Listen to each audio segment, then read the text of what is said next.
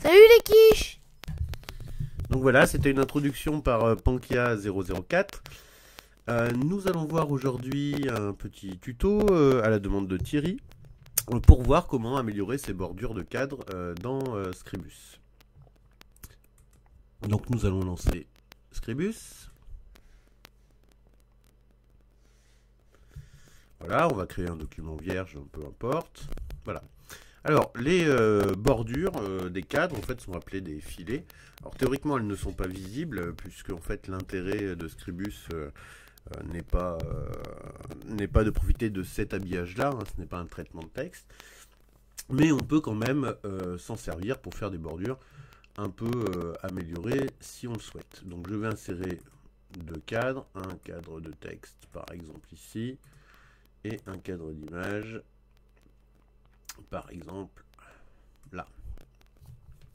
Donc par défaut, les filets, c'est-à-dire le pourtour, n'est pas visible. En réalité, ça se résume à ça, comme dans la plupart des magazines. Alors pour modifier ces filets, il va falloir afficher les propriétés. Donc si ce n'est pas le cas, clic droit sur la forme propriété. Aller à filet. Donc choisir le type, donc si on veut un encadré en ligne pleine, en pointillé, etc. On va par exemple arrondir les angles. Et enfin aller à couleur. Et choisir ici couleur des filets. Donc, nous allons le mettre en noir. Donc dans filet, nous allons augmenter la taille, par exemple pour faire un cadre beaucoup plus large.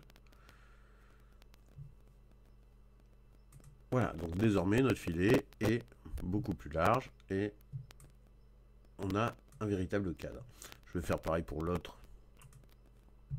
forme. Donc on va biseauter par exemple ici les angles et on va mettre une autre couleur pour les filets. On augmente la taille. Donc voilà.